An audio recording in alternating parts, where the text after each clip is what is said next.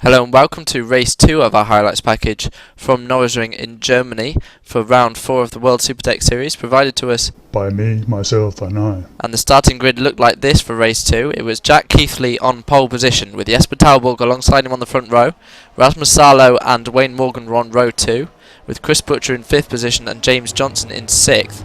Tomasz Mataszewski and Florian Strauss were on row 4, with David Junt, who finished 4th in the first race at Norisring, and Tomasz Demelin rounding out the top 10. So as they head towards the start-finish line once again at Norisring, and the field looks like it's much more tightly packed this time than it was before, and you've got Jack Keithley on the right, Jesper Talborg on the left as they wait for the green flag signal. And there it goes, and Rasmus Salo has got a good getaway behind Jack Keithley, and Jack himself has got a good start as well. And they're 3 wide as they head towards turn 1, and Chris Butcher's on the inside of Talborg. Nearly making it 4 wide was James Johnson on the outside, but Chris Butcher gets ahead, moves up into 3rd position. That's Wayne Morgan in the background doing a spin as well. I wonder if there was any contact or not. He recovers at the back of the pack, but that's his qualifying. Well, good qualifying route, and David Junt is the back of Demelin as well, and Demelin was into the back of Mataszewski, and Mataszewski's lost his rear wing, as has Demelin, so not for the first time. No rear wings on lap 1, and this is the result. Demelin and Mataszewski doing pirouettes as they head towards the final corner, and that's unfortunately the problem with the DTM cars. They have such high downforce, they need those rear wings, so those two will have to pit and repair their rear wing if they want to continue in this race. We're looking at Ben Davis, and there's Florian Strauss as well, going up the inside of James Johnson as they head towards turn 1. Johnson on the outside trying to squeeze Strauss, leaves him enough room. Strauss on the inside, and he gets that one made, and he's now behind Jesper Talborg and looking for a way past the Dane as his next victim. Davis comes through very close to the wall indeed, but Strauss behind Jesper Talborg as they head towards the final corner. Strauss going up the inside, very late on the brakes indeed. Has he just about made the corner? Yes, he has. Trying to cover the cutback from Talborg. Talborg unable to make that one. So Talborg's drafting him into turn 1 as we head back through the pack, and we're looking at Wayne Morgan recovering, and he's looking up for a way by Rob Musgrove. Very late dive. Musgrove lucky to have seen him there and avoid contact, and Morgan takes the position away from Musgrove, so Morgan making his way back through the pack after that lap 1 spin.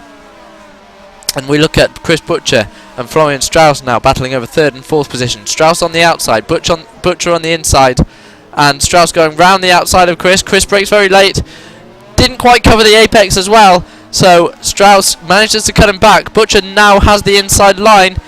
Well, in fact, Strauss managed to get in front of Butcher, but Butcher made a dive anyway. Contact between the two. Strauss gets away with it, and they both manage to carry on, and Butcher gets a bit of a twitch on as well on the exit of the left-hander. We look at Ilovanov and Klapano now, and Klapano's up the inside of Ilovanov, very late on the brakes, gets across the curb, nearly loses control, manages to maintain the position though, and he's ahead of Ilovanov. But Ilovanov on the inside. Will Klapano sweep around the outside? Yes, he will, and takes the position away from Nikola, and very close to the wall indeed on the exit as well. But Klapano, a good move there on Ilovanov. Here's Chris Butcher back on Florian Strauss, and he gets into the back of Strauss and touches him and tags him, and Strauss gets away with it, and it's now Talborg ahead of Butcher. So Butcher drops 2 positions. He's going to have to go around the outside of Jesper if he wants to take the position back. He's on the outside of Talborg, goes round the outside. He's got the inside line as well, so he's taken the position back from Jesper Talborg after that mistake, but got away with that one. And he's running Talborg towards the inside. Talborg now has to dip and dive to the outside, looking for a way past Butcher. Butcher will have to cover his line, and he doesn't do so, and Talborg nips up the inside, and on the cutback takes the position back from Chris Butcher. So Butcher does in fact lose 3 positions in that 1 lap alone. Here's Wayne Morgan trying to make progress. He's going up the inside of Ilovanov, and looks like he's got that one made. Ilovanov on the outside, they touch. Ilovanov looks like he's lost his wing mirror there. That won't affect him too much, and they head down the pit straight. Wayne Morgan definitely got the quicker pace of the two. We've seen that in qualifying with his top 5 grid slot, and he takes the position away from Ilovanov as they head towards turn 1. So a good move there from Morgan in the end, but a little bit of contact between the two. Here's James Johnson looking for a way past Strauss, and he nudges Strauss as well. So not for the first time Strauss has been attacked from the rear, and Talborg now looking for a way past Strauss. He's going up the inside into the chicane. Strauss going round the outside. Nearly made contact with Jesper, But they both got away with that, and now Chris Butcher is behind Jesper Talborg, with James Johnson behind all three of them.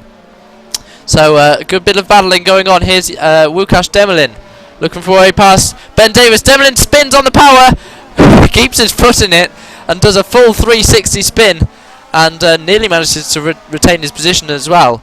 In fact, he just lost out to Klapano in the end. Here's Chris Butcher defending from James Johnson over 5th and 6th positions, and Butcher locks his rear, and he's sort of done a half spin, and he's going to be able to recover quite nicely there, and he's now rejoined right next to Ben Davis, his sparring partner from race 1 as well.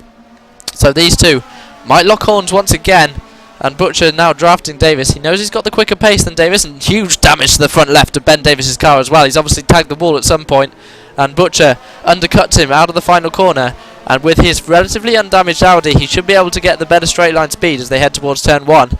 Davis obviously with that little crumple in the front left, it will affect his aero. They're still rubbing wheels despite that on the pit straight. Davis trying to cover his line desperately. They break into turn 1, and Butcher's on the inside. Davis trying to squeeze him, just about leaves enough room for Butcher. They door bang anyway, and Davis a little bit slower on the power as well. So Butcher takes the position away from Ben Davis, and after that spin, oh, and he's hit the wall! Butcher into the wall! Back across the track, and he's lost his rear wing, and Klapano nearly connects him, and Łukasz Demelin, and Wayne Morgan nearly spins as well. So Butcher, after that excellent move on Davis, huge damage to his Audi, and he's going to have to repair that one as well. Here's Morten Verneson on Ben Davis, but Butcher will have to repair that, and Davis squirrely on the power, and suddenly it's all happening. Verneson now drafting Davis as they head towards turn 1. So Davis got Morten Verneson drafting him, not Chris Butcher, both Audis. And you can see the better straight line speed that Verneson has in the draft of Davis, especially since Davis has slight damage. Verneson up the inside, gets a little bit sideways on the power, but gets away with that one, and takes the position away from Davis. So, Davis recovering his thoughts. And look at the damage to Chris Butcher's front right of Chris Butcher's car, and the left door as well. And Wayne Morgan goes up the inside of Łukasz Demelin, who takes the position away from Butcher in turn.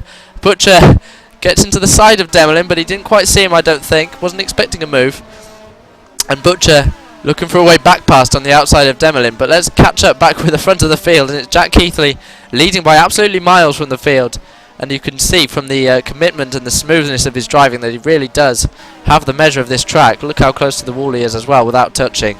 But James Johnson on the back of Jesper Talborg, lap 19 of 41. Johnson going up the inside of Talborg. Talborg looking to cover, and he's gone a little bit too deep, so Johnson goes up the inside, and that's Madrzewski as well recovering.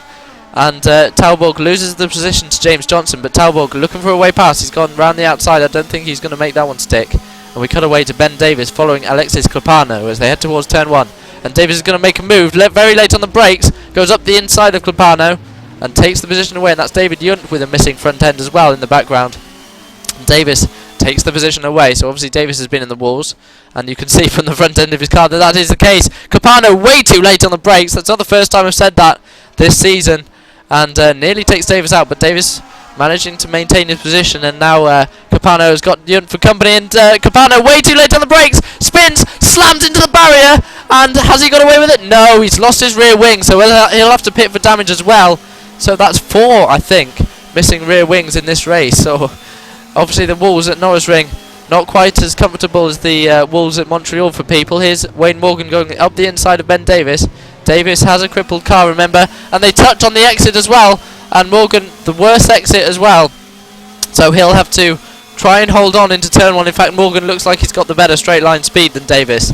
Obviously Morgan a fairly undamaged car compared to Davis's, and look how much better straight line speed he has. Davis still trying to go around the outside as Demolin in front of us locks his brakes and goes very deep on the brakes. In fact, I wonder if he was just letting these two through. And Davis tags the wall on the exit as well. Lap 38 of 41. James Johnson and Florian Strauss still having a battle. Johnson trying to go around the outside of Strauss. Strauss covers his position. They're both losing tyre grip here. You can see from the way they exited that corner. Squirrely on the power. And it's Strauss ahead of Johnson as they head through the right-left chicane. And Johnson gets into the back of Strauss! Strauss does a half spin! Oh no, that's such a shame for these two. It was really hotting up for a great battle between them. And Strauss is too hot on the power and spins once again! Come on, Strauss, get back into the race! He's still spinning! Please, just get back into the race! No, that's another half spin! There was contact between the two. Let's have a look on the replay. Johnson, a little bit too late on the brakes. He was making the corner. Tags the back of Strauss. So unlucky. And Strauss goes into a half spin. Loses the back end. And unfortunately he was unable to recover quick enough to maintain his position. Our race 2 winner is Jack Keithley, but there's still plenty of this race to run for the back markers. Jack Keithley, a dominant win really from the front row, and that's 2 wins in 2 poles in 2. He'll be happy with that one. But we cut back through the field, see some action on the final couple of laps. Ilovanov and Demolin, Łukasz Demolin this is, battling away over the final top 10 positions. Ilovanov currently holding that position ahead of Łukasz, and Łukasz Demolin looking for a way past Ilovanov. Obviously Demolin feeling he has better pace at this stage of the race, and Ilovanov gone a bit wide through the right-hander, and Demolin's able to cut him back on through the left-hander, and now he's got the inside line into the final corner as well, so Ilovanov will have to either go around the outside or get the cut back. Ilovanov looks like he's gone round the outside. He brakes early enough though, he'll get the cut back.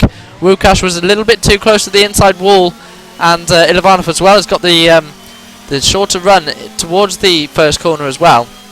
And he's on the inside as they cross the line, ready for the final lap, and it's Ilovanov on the inside. We're on board with Łukasz Demolin as they head towards turn 1. Both brake at about the same position. Ilovanov on the inside, and Demolin's looking to cut back, but Ilovanov places his car perfectly. So now Demolin's going to have to try and go up the inside into the right-hander. Ilovanov sees that one coming, and now Demolin looking for the cutback, but in fact he goes round the outside of Ilovanov. So now Demolin on the outside as they head towards the final corner. Ilovanov on the inside. There's no overlap there for Ilovanov, so he'll have to draft or make a late dive. He goes for the latter, looking for a way past. He's now on the inside, and he cuts across the inside of the corner, and Demolin just about maintains his position. I think this will be in the favour of Łukasz Demolin as they come across the line. Once again, a close finish for Ilovanov, but he follows Demolin across the line. So the top 10 looks like this from race 2. Jack Keithley won by an absolute mile from Rasmus Salo. Jesper Talborg rounded out the top 3 with James Johnson in 4th. Morten Wernersen had a good run up to 5th place, as did David Junt.